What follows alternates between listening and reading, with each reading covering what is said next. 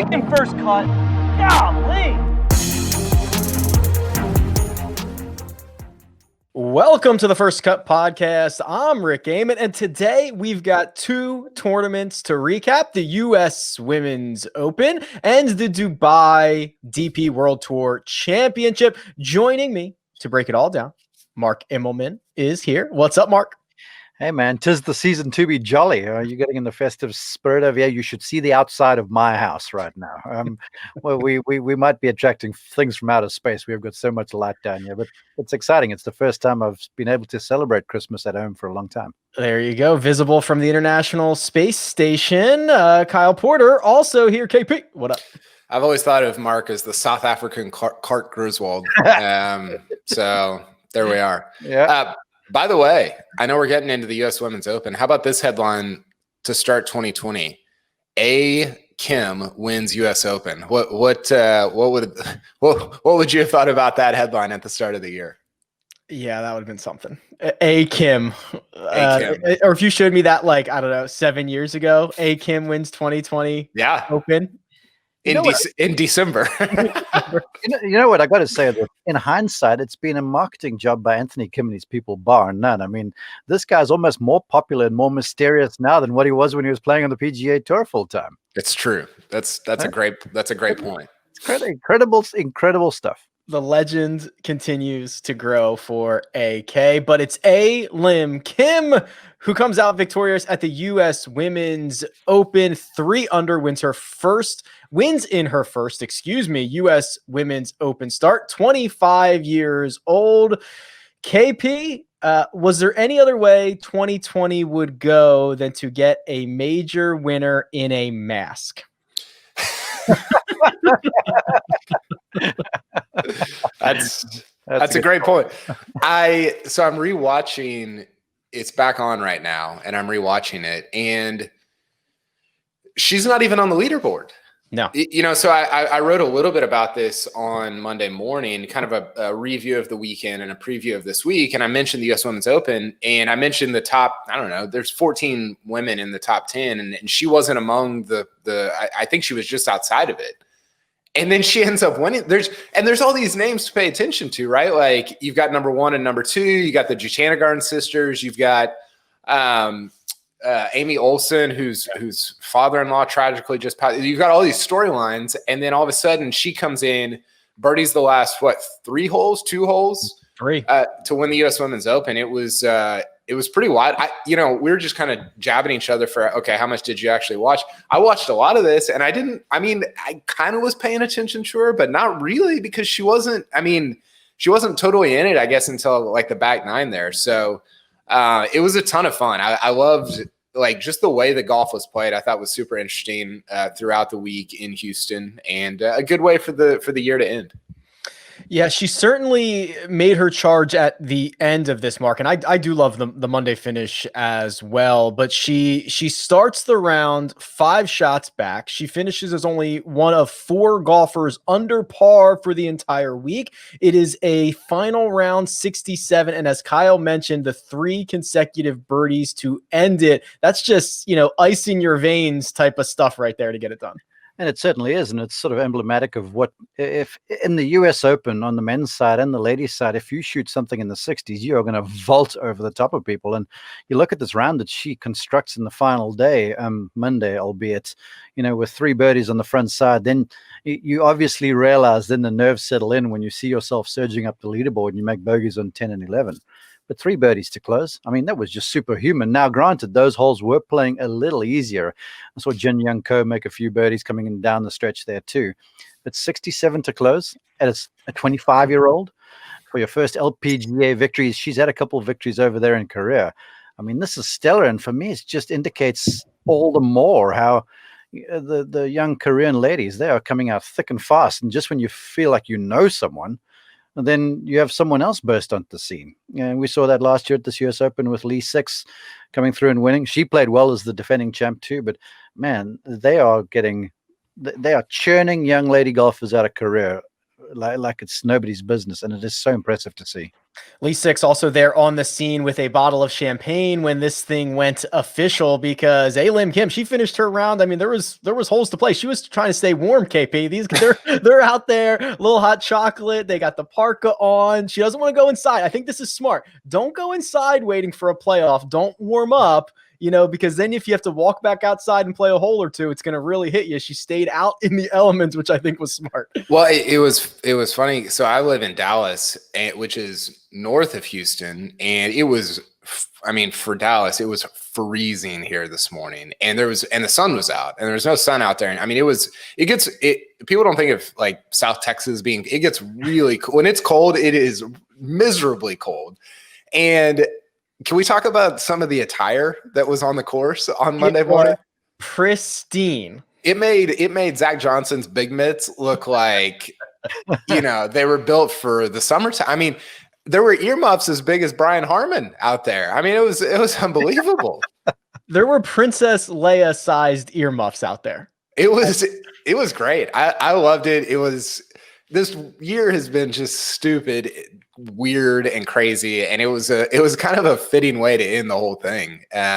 What do you think about this, Rick? I wanted to ask you, because you watch some of the women's major stuff, and I think the feel that you get, at least like I was contrasting this with a men's U.S. Open, and men's U.S. Open, it's just Wolf and Bryson just hitting the hell out of the ball, just hitting as far as they can, and the women hit it far too, but it plays differently. Like as you're watching it, it seems like they're trying to work the ball more and maybe move it both ways more, whereas the guys are just trying to hit it as far as they can. Did you get that feeling as you were watching? So I think yes. And I think it's interesting, especially with some of the softer conditions that they had. The men would have, and maybe not at a U.S. Open in particular, but maybe with soft conditions, they tend to hit it to the number more often, right? Just if it's 185, hit it to the number. These women are really working hard to hit the right shot shape, land it on the front, roll it back to the distance, right? I think it's a much more calculated approach than some of the men take in softer conditions, just launching it up in the air, hitting it to the number that they find. That's a good point, but something to bear in mind, and this is building on what Kyle said. When temperatures drop, you can basically throw the form book out of the window, because the golf ball doesn't get compressed as much in the men's game. In the women's game, it certainly doesn't. So the ability to carry the golf ball any sort of significant distance is quickly out of the window. Then you bundled up in clothing, that you sacrifice mobility and flexibility some. So all of a sudden, when you got conditions like this, it was essentially a free for all. And so when you can play the aggressor with soft conditions. Typically, that's in the summer when conditions are warm. If it's raining, you're not out there in a rain jacket or anything like that. So it was some seriously tough stuff for these ladies to sled, and I feel like that was the reason why you can have an NB Park post, and then you can have Lim sort of come through with a quick finish for 3 birdies, and whoever was in the clubhouse with any sort of respectable number, you had to have the advantage. So I want to talk about some of the women a little bit more here in a second, but I was curious. And I haven't answered. I thought about this, so I have an answer to it. If you guys had to pick somebody on the men's side who would have been really helped if the men's game was played more like the women's game is, where it's not just like overpower the course or bludgeon the course, and it feels more strategic. I don't know if that's the right word, but it does feel like they played more like what's in front of them in a strategic way. Is there anybody you feel like that would have really helped more throughout the course of their career? Zach Johnson. Mm-hmm. Without a shadow of a doubt. Luke Donald, same sort of thing. Guys that are sort of medium length hitters who make hay with the short game, great pitchers and chippers of the golf ball, can control distance with irons, someone who doesn't hit the ball very hard, so it doesn't get very high. So lower flighted guys who are pretty accurate off the tee, good short game. So those two to me jump to mind. So you think if the ball was, or if the ball didn't go as far, you think guys like Zach Johnson and Luke Donald would have been helped? Well, no, whether the ball doesn't go as far, the long hitter is always still going to have the advantage. But if you're playing in conditions like this that are challenging and you're not likely to hit as many targets and it's blustery and cold and that sort of stuff, it levels the playing field, because this is as much a war of attrition as what it is a physical sort of a showcase. When you get summertime golf in the men and the ball's traveling all sorts of distances, the long hitter, short hitter, they're basically showing up and showing out. when you play in conditions like these ladies have, it's just survival really. And you got to hit a few shots solid, and then you kind of recover for a while, and you construct rounds. And Zach Johnson was the ultimate at that. Kyle, you mentioned Amy Olsen. She's going to finish in a tie for second. You mentioned her father-in-law passed away on Saturday, which is shocking stuff. We've talked about kind of golfers or athletes playing with a heavy heart a handful of times, but here's another example. She shoots a 72, which is 1 over par, is going to finish at 2 under par and 1 shot off of Lim Kim. Yeah, and she played great. She had the solo lead. She was 2 under, 2 up with 8 to go, I think, something like that. And it looked like it kind of looked like she was gonna maybe not cruise, but it looked like she was gonna win. It really did. And so you started thinking about like, man, this would be kind of an awesome story. And I loved, like, she didn't play. What did she finish at? Was she 1 under? 2 under. She played the rest of the way even par. She just got beat because Kim made 3 birdies at the end. So she didn't really do anything wrong. But I was thinking about, like, as she was finishing up, because you see her kind of crying on the 18th green. And I think the women are so much better at, like, if that was, I don't know who's a top 20 men's. If that was Tony Finau, he wouldn't have showed that kind of emotion on the 18th green. I don't think, like, you don't see that as much on the men's side, which I wish you did. I think it's awesome because, like, that is such an emotional, like, huge moment in your life. I mean, DJ Pyhowski, No Line Up, was tweeting about this. Amy Olsen's made $1.6 million in her career. She was playing for $1 million today. This is almost her career earnings in a single day on the same week that her father-in-law passed. I mean, this is like such a monumental moment for her. And I don't know. I loved watching her flush it all day. And then I loved the emotion from her at the end. This, whether it is a men's or a women's US Open, Mark, we tend to find ourselves very close to even par. I mentioned earlier, 4 women finishing under par. Compare that to the men's US Open for this year, where only Bryson DeChambeau was your only golfer under par. And in each of those, both the men's and the women's event, every round we played, fewer and fewer golfers were able to remain under par. I mean, this is a US Open.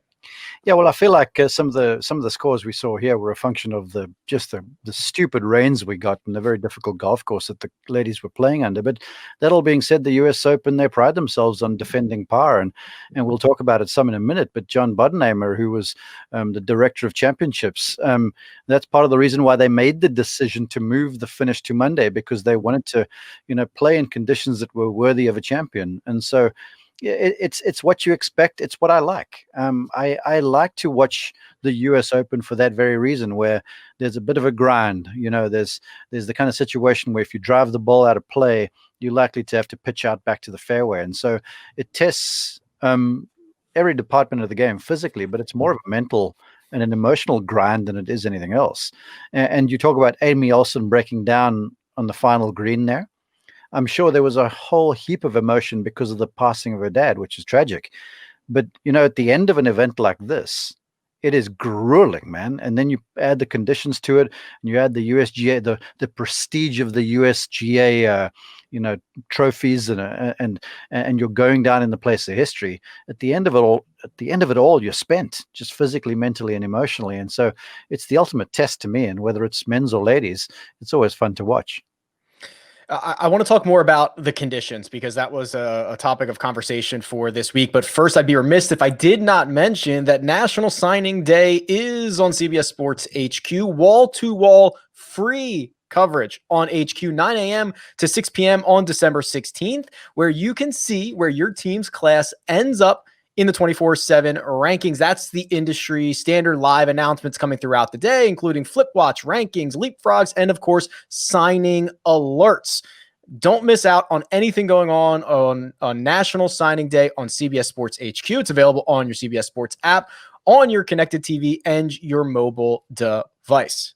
Conditions. Let's talk about this. KP, you're in Texas. Cold, wet, softs. That's what they saw in Houston this week. And the term of the week was mud ball. We saw a lot of them. We heard a lot of players even say they were disappointed.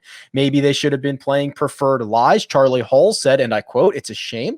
I had a mud ball on every hole. I had no control over where the ball is going." So the natural question, Kyle, should they have played preferred lies?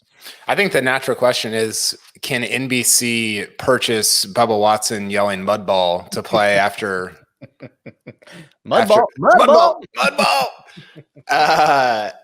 Nah, I don't know. I don't love the preferred lies thing. That's how we started the year in Kapalua, right? With the men, they played. I think they played lift, clean, and place on the weekend, Saturday, Sunday. Yeah, any PGA Tour event that's not a major championship, they will start moving the ball fast. They will start preferred lies before the weather even rolls in, so you don't get a situation like we had here when a portion of the field have started and they're playing the ball down, and all of a sudden the weather rumbles in, and then those few folks who've played under the rough conditions don't get the benefit now of moving the golf ball. So the PGA Tour will be very quick and very responsive to moving the ball, and they're not afraid of playing lift, clean, and place. Let me tell you what, we see it often, but in major championships, it shouldn't be. I agree. I'm absolutely in favor of when you're playing for the biggest thing, the really prestigious ones, that you play it as it is. I mean, I'm going to sound like the old guy now, but when Francis pipped Varden and Ray at the US Open at Brookline, it was horrendous conditions, and there was mud and stuff everywhere, but you play the ball down. That's what you do in USGA championships. That's what you do in major championships. We saw it at Augusta National. And you were there, Carl. You saw how much rain fell throughout the week, and the guys played it down. And you know what? The good golfer will prevail, despite whether you're getting mud balls or not. I have nothing to add. I agree with all that. Wow. I think that's the first time that Kyle has agreed in 100% certainty with Mark. I think we've got a first timer over here. Cool. I mean, yeah, it's obviously interesting. There were and I think things get not put under a microscope, because I don't think it's that level of even critique or criticism or comments, but I think there was just more people watching. You know, we were talking about it before we went hot, and a Monday finish is always interesting. I'm in front of a computer. I'm like, oh, let me, make sure I watch a lot of this. And then also DraftKings is kind of leaning into this. So Kyle, I'm a big believer in this as far as growing the game, right? I think that, people who are, whether they're wagering on it in a fantasy aspect or a betting aspect, tend to be more aware with a lot more players on tour. I think that they can name, the players from 100 to 125 on the PGA Tour, and DraftKings now leaning into the LPGA. There were large contests this week. It looks like there are going to be more large contests next week, and this might be an ongoing thing. So KP, it's got to be good for the game, right? Anytime you get more people watching, caring about the results, that's good for your sport.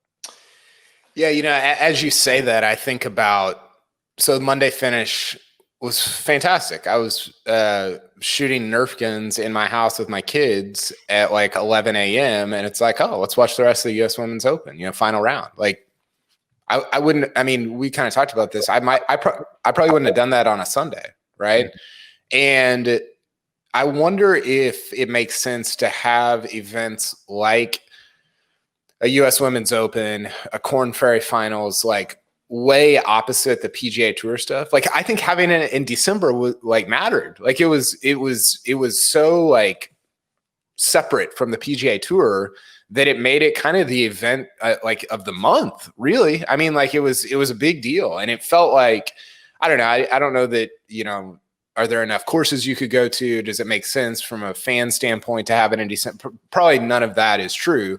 But from a time and viewing standpoint, I was way more interested and intrigued than I think I would have been in the middle of June, coming off of like 6 straight big time PGA Tour events. What do you think about that, Mark? More money? Didn't the Korn Ferry Tour try this where they finished on a Wednesday or something like that? I like the Monday. Maybe you don't need to stagger it that much, but yeah, an opportunity to get more eyes, never a bad thing. Yeah, and especially in the age of streaming, when folks who have to go to the office or whatever can stream the footage on their computer or their phone or whatever. And I've been, I remember the US Open in 2008 when Tiger knocked off Rocco Mediate on Monday. That was obviously broadcast. But back then, there wasn't streaming. So if you weren't in front of a television, you weren't going to know what was going on. And you got Woods on a broken knee, which was one of the great stories of all time. So, me personally, I don't like the Monday finish because I want to be home after the PGA Tour event. But when I'm chilled out at home, to Carl's point, heck, it's nice to switch on the TV and watch a little golf that's not a rerun. And it lends some credibility to the thing. It does open up exposure of it. And now in the era of the ability to stream live sport, I think it's a good deal. Rick, where did you watch the Monday finish with Tiger and Rocco Media? Oh my God, I was so what would that have been? 2008. You're about 2 years old, weren't you? No, that was it. I was in college, and I certainly skipped out on a class that day, and I was glued to it in my dorm. So I was in a computer lab. I was also in college, and I did no work in the computer lab. I just watched it in there the whole time. It was awesome. It's so good. The gentlemen played. We're going to talk about the European Tour. They've wrapped up their race to Dubai. But first, we're going to take a quick break and hear a word from our partners. And we're back. It's Matthew Fitzpatrick who comes out victorious in Dubai, beating out Lee Westwood by a stroke. Some more familiar PGA Tour names, Victor Hovland, Patrick Reed, finishing in a tie for third, 2 shots off the lead. Mark, Matthew Fitzpatrick, I don't have this in front of me, still hasn't won on the PGA Tour, right? All of his Euro wins? Yeah. I did find this amusing, and I couldn't wait for this segment of the show to come up because I just want to highlight that he led the field in driving accuracy and was number 1 in strokes gained putting. So the boy rode a hot putter to the victory, but that's what he does. And he's at a place where he's won before, and so it's a happy hunting ground for him. And then you putt great and you hit the ball accurately. It played beautifully, Fitzpatrick. You got to hand it to him. On a quick small side note on this, KP, so now our official world golf rankings are set, right? No more events for the rest of the year. And in the 51st spot, friend of the pod, Ricky Fowler, has work to do if he wants to find himself at Augusta in a couple of months. Yeah, you hate to see it, first of all. Second of all, it feels like a little bit of an inflection point for him of like, okay, is this like, I think there's a scenario in which Ricky just gets kind of run over by all these young guys coming up. And I don't mean that. It's not like, I don't know, he might never win again. Spieth might never win again. Who knows? But I do think there's a scenario in which, okay, we've seen this happen to guys before, right? Like they fall. This happened to Lee Westwood. Like you fall way down. This happened to Henrik Stenson. You fall way down in the world rankings, then you climb all the way back up. And I think that could happen to Fowler as well. But I think that we will look back on 2020 and say, man, that was a real sort of turning point in his career, one way or the other. So I'm fascinated to see how it goes because it hasn't gone well for the last year. No, it has not. The big winner, though, is Lee Westwood, Mark. He wins the race to Dubai. Now, the second time he's won this, 20 years apart, which, first of all, like, I had to reread that a couple of times and be like, that it's just shocking, the longevity. Yeah, well, you think about it too. I mean, I'll never forget, this was well back in the day where, he was the European number 1. And then we had the South African Open down in my hometown of Somerset West. And it was one of my brother's 2 victories down there. And Lee showed up and was in one of the feature groups. And he could not hit the thing on the planet. I mean, that not only has he won over the space of multiple decades like this and been the leading player in Europe, but he's went through the doldrums a couple times as well. And you look at what he's achieved, on the course. I think it's been a function of what he's done off the course because he's, what is he, 48 or so right now? And he's looking as fit as a fiddle. I mean, the guy's in great shape. Mentally, he's all there. He's traveling around the world. He's talking about playing Ryder Cups now, where earlier this year he was not that sure about it. And he was a Ryder Cup captain in waiting.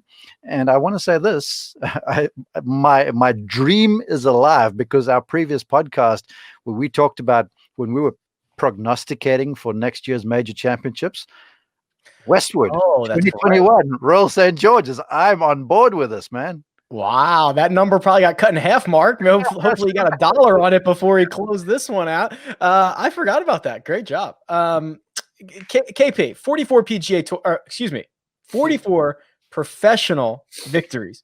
2 on the PGA Tour. Does he have the most wins of anybody who's not in the Hall of Fame? It's got to be close, right? I'm trying to pull the list right now. I don't know about that. I was thinking about, is he the best? Is he the most accomplished player ever without a major?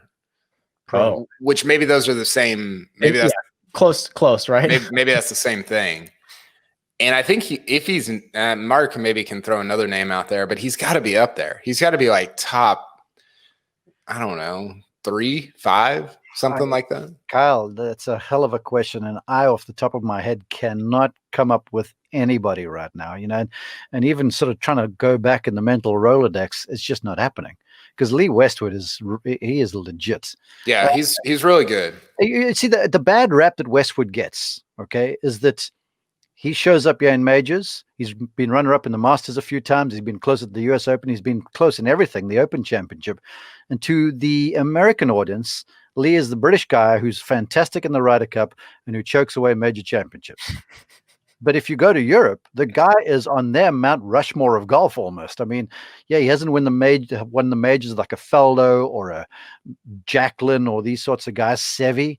But Lee Westwood is for real, man. Ever since he came out as a young man out of Worksop, he's been a leader. He's been a gentleman. He's been a scholar, a fantastic golfer. And you talk about naming folks. I don't think I could name a guy that dislikes Lee Westwood because he is just a diamond of a human being. I think he's probably pretty underrated. I do struggle not with the major thing even, but how little he's won on the PGA Tour. Now, part of that's because he played so much on the European Tour, right? Like he spent so much time there. But even like I don't know how many PGA Tour starts he has. He just hasn't. I mean, what are his PGA Tour wins? I have it right here. I'm sure produced Jacob, who was in the 8th grade, by the way. He's sitting in our chat here when Tiger Woods was playing off against Rocco Mediate. Here are his two PGA Tour wins. 1998, the Freeport McDermott Classic. Remember that one, boys? That was a good one. Yeah. And the 2010 St. Jude Classic are his 2 PGA Tour victories. Man, that's tough. Two PGA, and I get it. Again, he played lion's share of his time on the European Tour, but he played all the WGCs or a lot of them, and it's not like he never plays the PGA Tour. So to only have 2 wins, I struggle with that because I think the PGA Tour it's definitely a superior league. It's better than the European Tour. But what he's done on the European Tour is so impressive. I mean, you think about like to win that many times professionally is a joke. It's wherever you're playing, and especially on a place like the European Tour. So I don't know. I struggle with him. I think ultimately I land on underrated. And again, one of the most, it was probably him and Sergio of the most accomplished without a major. And now I think he's got to be right up there near the top. Westwood 2021, Royal St. George's. I would love it. I think, again, it's like the DJ thing, right? It's the amount of majors that you have is not commensurate with your talent. And for Westwood, 0 majors is not even close to commensurate with this. I mean, he's so good, and it just sucks that he's got 19 top 10s at majors but no wins. Not that this is an excuse, but I'm going to lobby for my boy over here and say that there are a number of players who played in that Tiger Woods era that didn't win what they were supposed to. Ernie Els, you name them, Vijay Singh, Tiger, Phil Mickelson, all of these guys, Lee Westwood, even Colin Montgomery. Yeah, there's a guy who didn't win a major. So that's the list I have here. So he has the most European Tour wins. Colin Montgomery, 31 without a major. And that dude won 7 orders of merit, I think it was, in a row. I was over in the European Tour teaching at that stage. I mean, he was just unbeatable. And when he showed up, everyone knew he was going to win, and it was a question of who was finishing second. Westwood cracked that nut. That's what he did, which was a huge boon. This is where I hate how much emphasis we put on majors, because it's such a, I don't know. I mean, he could have 3. He could have won 3 major championships. I mean, again, my all-time what if Danny Willett's baby hadn't been born early. Mm-hmm. Because he wouldn't have come over. Spieth and Westwood were tied at the end of the 2016 Masters. That's a good butterfly effect. It's an unreal what if, because you think about what it means for Westwood, you think about what it means for Spieth, you think about what it means for Willett. It's one of the all-timers for me. So there are a handful of guys who have at least 20 European Tour wins without a major. Colin Montgomery leads the way, 31. Lee Westwood is next, 25, 0 majors. Miguel Angel Jimenez, 21, along with Sam Torrance. They both have 21. That's the list. 4 guys. Mark, better player, Colin Montgomery or Lee Westwood? Goodness gracious. Well, just on record, you got to go with Monty. Both of them were just fiercely accurate. I mean, they could drive the thing up a gnat's rear end. They were that accurate. Lee hit the ball more solidly than Monty did. But something about Colin Montgomery, the guy was just awfully cerebral. And he played his way around a golf course. He did his thing. You know, he did the thing with great flair, and he wound people up, and people were fiercely critical of him. And he welcomed the naysayers and the folks who lauded him. So, I mean, it's a tough call for me, but just on the record, I would go with Monty. Westwood not only making his case to play in the Ryder Cup again, also planting a little seed for potentially being a captain. The quote from Westwood says, "At some point, I'm hoping the captaincy is going to be offered." He adds, "I've played in 10 Ryder Cups, and at certain times, you have to move into different chapters of your life. If I did qualify, I would give it my all and be ready for it." So, Mark, we'll start with you on this. Lee Westwood, going to try to qualify, but also at some point would like to be a captain for the Ryder Cup.